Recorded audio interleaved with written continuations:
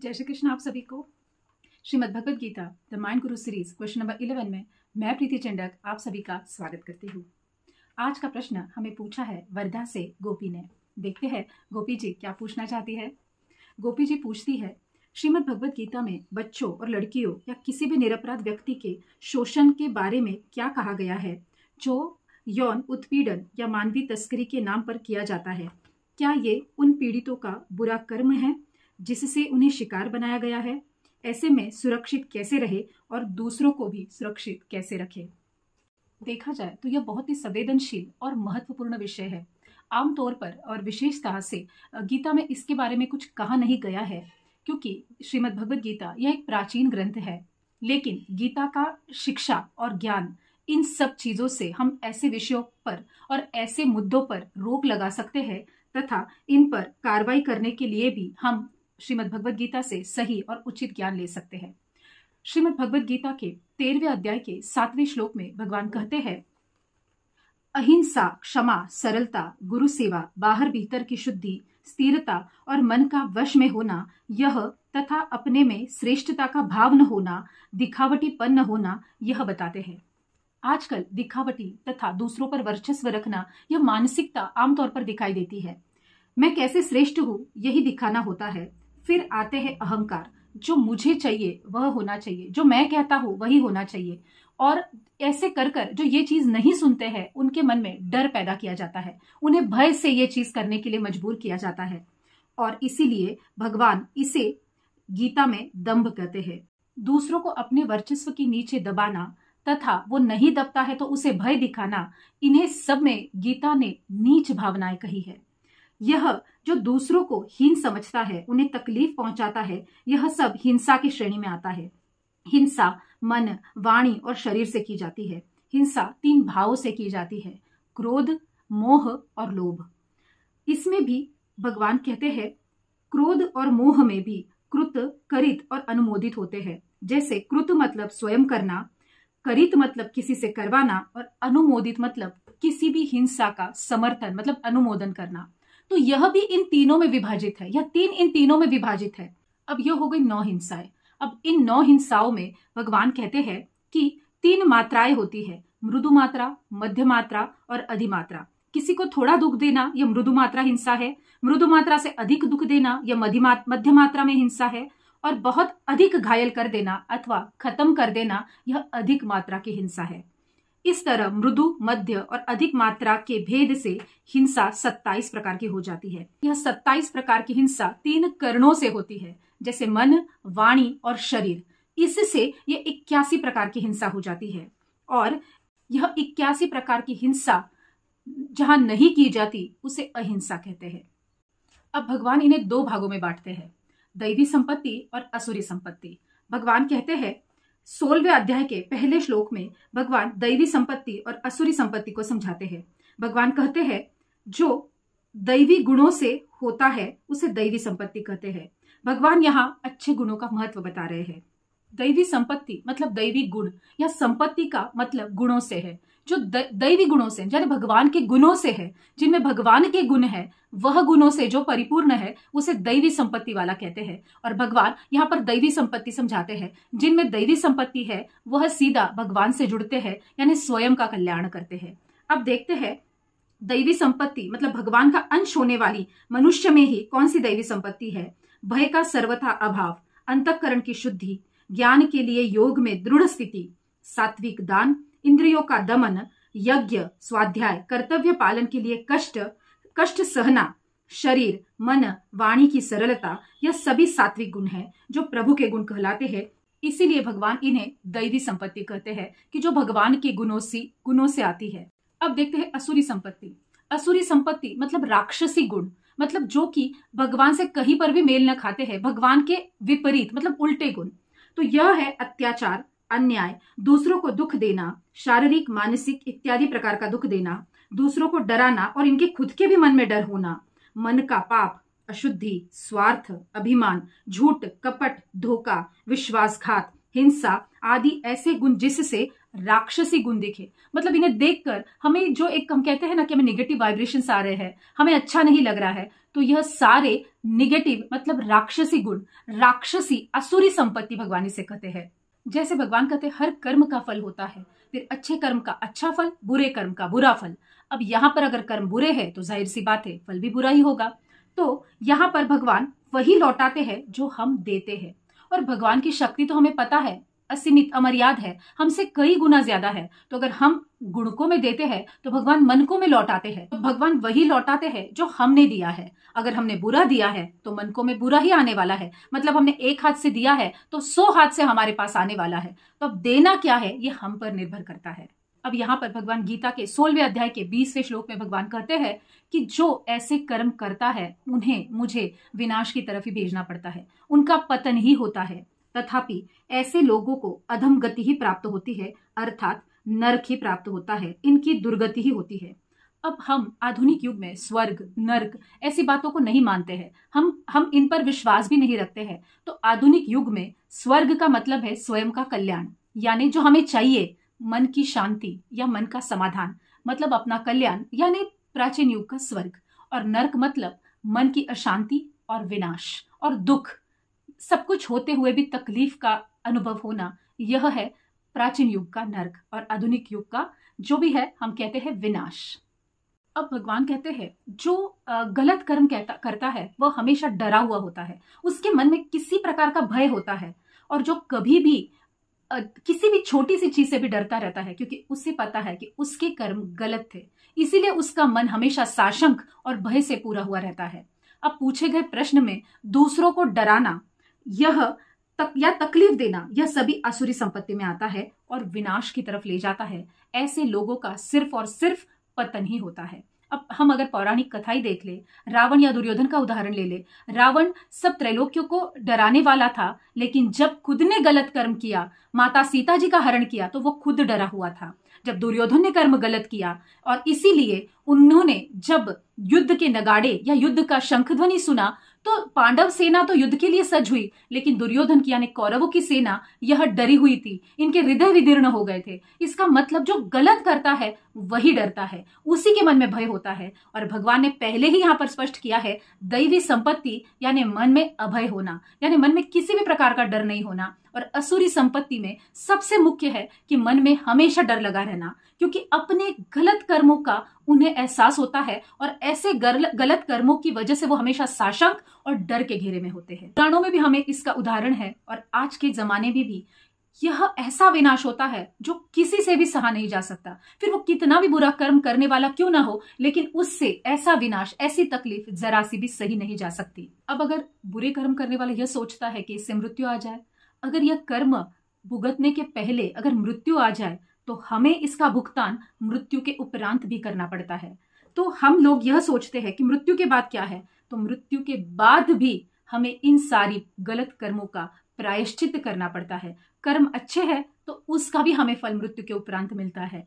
अगर यहाँ पर यह भुगतना रह गया है या यहाँ पर यह फल पूरे नहीं हुए हैं तो मृत्यु के उपरांत भी यह फल हमें मिलते ही है। मनुष्य जन्म भगवान कहते हैं सर्वश्रेष्ठ जन्म है। यहाँ पर पाप यानी गलत आचरण किया तो पशु पक्षी आदि योनि में जाकर वह कर्म भोगने पड़ते हैं। यह साक्षात गीता में भगवान कृष्ण ने कहा है। तो हमें इसके ऊपर शंका लेना तो बनता ही नहीं है, और शंका लेना यह भी एक बड़ा अपराध है, क्योंकि गीता हमें पता है साक्षात प्रभु वाणी है, भगवान का स्वयं का दिया हुआ ज्ञान है। पशु पक्षी की योनि, क्योंकि मनुष्य यह योनि सबसे श्रेष्ठ है, सर्वश्रेष्ठ है, तो यह योनि हमें यहाँ पर अगर मिली है तो यह उच्च कर्म करने के लिए मिली है। और अगर हम इस कर्म से चूक गए या हम गलत कर्म करने लग गए तो भगवान कहते हैं मैं इससे नीचे गिरा देता हूँ, क्योंकि पशु पक्षी यह भी तो एक योनि है और हम जानते हैं कि उनकी तकलीफें और उनका भोग भी कितना बड़ा है। भगवान ने कृपा कर अगर मनुष्य जन्म दिया है तो हमें उसका सार्थक करना चाहिए, हमें उसकी सफलता का विशेष ध्यान रखना चाहिए, अपने भावों और आचरणों के प्रति सतर्क होना चाहिए तथा उन्हें संयम और ध्यान से पूर्ण करना चाहिए।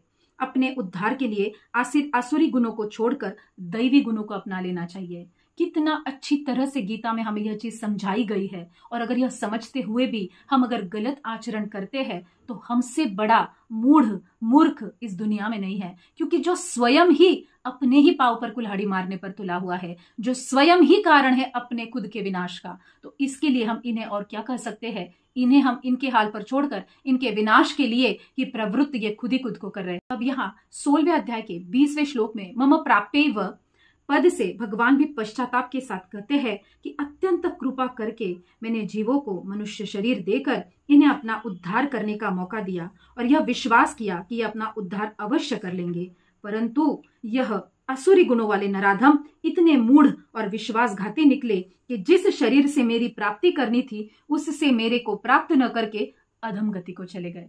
देखिए, ऐसी बातों पर स्वयं भगवान भी पश्चाताप कर रहे हैं, क्योंकि भगवान इतने दयालु और इतने प्रेमी हैं कि अगर मनुष्य जन्म दिया है तो भगवान चाहते हैं कि आप हमेशा अच्छा ही करें, इसमें भगवान को आप पाए, मतलब भगवान के साथ रहे, भगवान से ही प्रेम करे और भगवान में ही सम्मिलित हो जाए। अब जब माता पिता अपने पुत्र को हर वो सुविधा देते हैं कि वो अच्छी शिक्षा प्राप्त करे, अच्छा नाम कमाए, अपने भविष्य में हमेशा सफल रहे, और यही चाहते हैं कि वह सब कुछ अच्छे कर्म और अच्छा ही करे, तो वैसे ही भगवान हमें मनुष्य जन्म मतलब इतनी सुविधा इतनी कृपा देते हैं, तो भगवान भी चाहते हैं कि हम इसे सफल करें।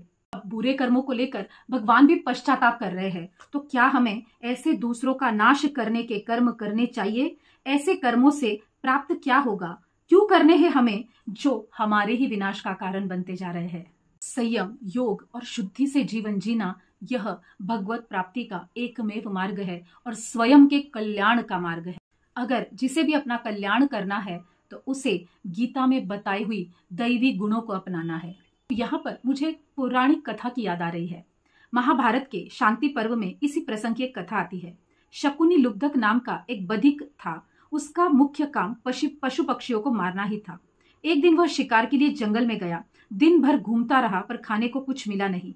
अकस्मात आकाश में बादल भर आए और जोरों से आधी वर्षा होने लगी। वह बाधिक एक वृक्ष के नीचे आकर बैठ गया। जैसे ही वृक्ष के नीचे आया तो वृक्ष की ऊपर की डाली पर एक कपोत और कपोती रहते थे। जहां पर वर्षा होने के कारण कपोती जल्दी आ गई थी, वह कपोत की राह देख रही थी। वह इतनी ठंड से ठिठुर रही थी कि ठिठुरते ठिठुरते वह बाधिक के सामने ही गिर पड़ी।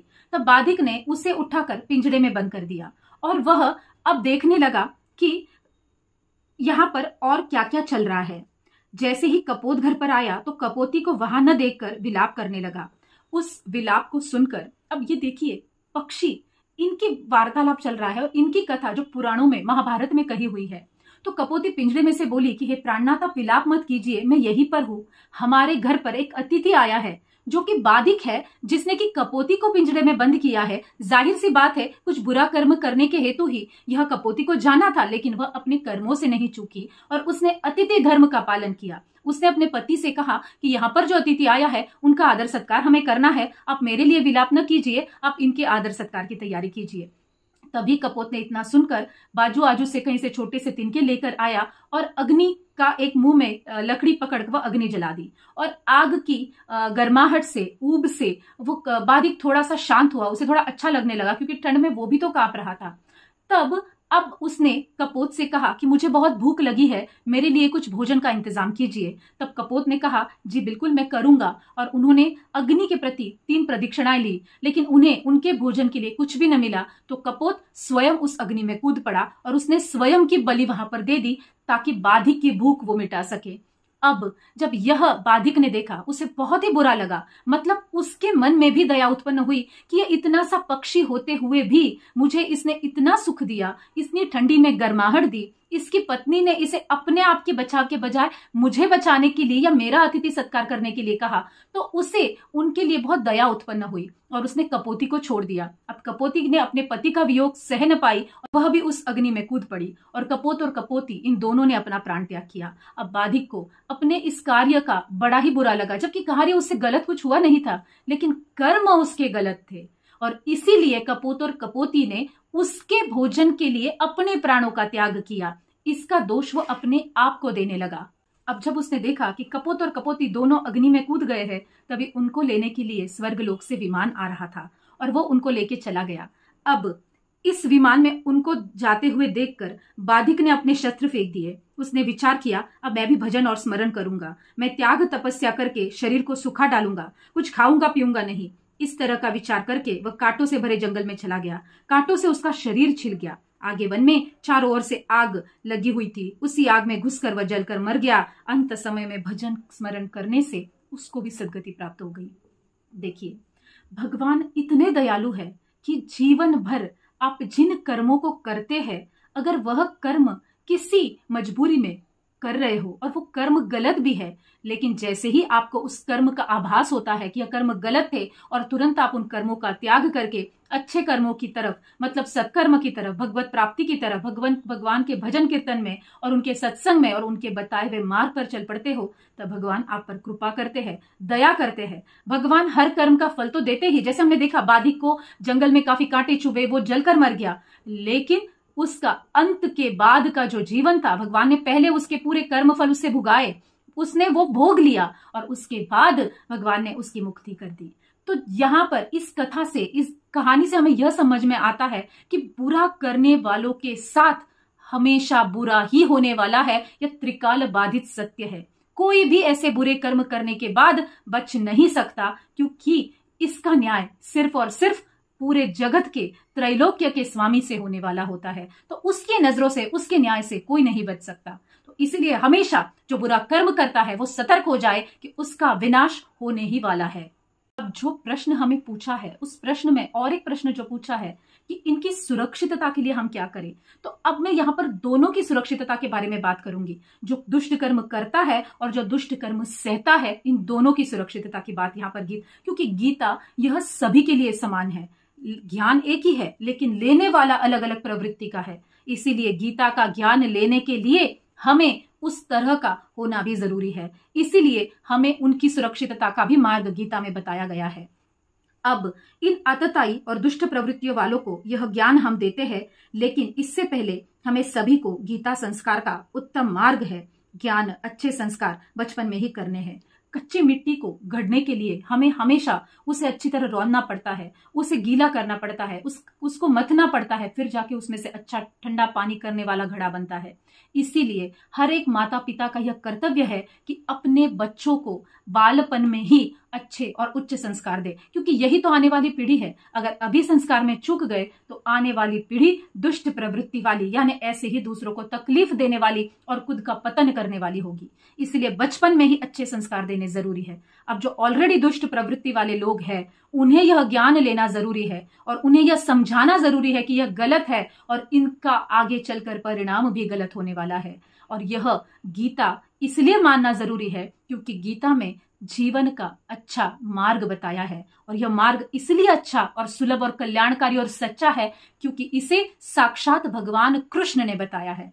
अब जैसे कि गीता में हमने देखा कि हर एक कर्म का फल ही हमें मिलता है, लेकिन हम फल भोगते वक्त बहुत डर जाते हैं, रोने लगते हैं, विलाप करने लगते हैं, दुख में रहते हैं, क्योंकि हमें कर्म करते वक्त इस बात का ध्यान नहीं होता है कि यह कर्म गलत श्रेणी का है। तो पहले हमें कर्म करने के प्रति सतर्क होना चाहिए। अब जो बच्चों के लिए हमें सुरक्षा देनी है, तो हमें वहां पर भी अच्छे कर्म का अवलंब, अच्छे कर्मों की शिक्षा देना, तथापि अच्छी आदत लगाना, तथापि अच्छी निगरानी, इनके बारे में सतर्कता, सुरक्षित वातावरण, निडर होकर रहने की शक्ति का ज्ञान, शिक्षा और जागरूकता, तथा हमें इनको कानूनी कार्रवाई, इन सभी के प्रति सतर्क।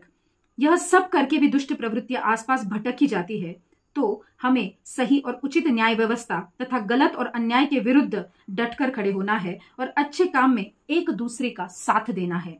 तथापि कुकर्मी असुरों के जो गुण है, वो ऐसे लोगों को शिक्षा दिलवाने से कभी पीछे नहीं हटना है। गलत और दुष्ट प्रवृत्तियों के खिलाफ हमेशा संगठित और एकजुट रहकर डटकर ऐसी बातों का, ऐसी दुष्ट प्रवृत्तियों का हमें सामना करना जरूरी है, क्योंकि जब इन्हें शिक्षा मिलेगी तो आगे की जो प्रवृत्तियां उभर रही है, इन पर हम रोक लगा पाएंगे। और इसी सब में हम सभी को एक नम्र निवेदन करते हैं कि सभी को अच्छे संस्कार दे, स्वयं भी अच्छे गुणों का अवलंब करे। इन सभी पर एकमेव उपाय है, श्रीमद् भगवद गीता का पठन, पाठन व अनुसरण करें। श्रीमद् भगवद गीता हर एक दुखों पर एकमेव उपाय है। इसको पढ़ने के बाद, इसको जानने के बाद, इसके मार्ग का अनुसरण करने के बाद जीवन में कुछ भी पढ़ना सुनना शेष नहीं रहता, क्योंकि जिसमें साक्षात भगवान ने ज्ञान दिया है उसके बाद कुछ भी शेष नहीं रहता। तो सभी को अपने जीवन में श्रीमद् भगवद गीता का पठन पाठन और अनुसरण करना जरूरी है। गोपी जी, आपको आपके सवाल का जवाब मिल गया होगा, ऐसी मैं आशा करती हूँ। धन्यवाद।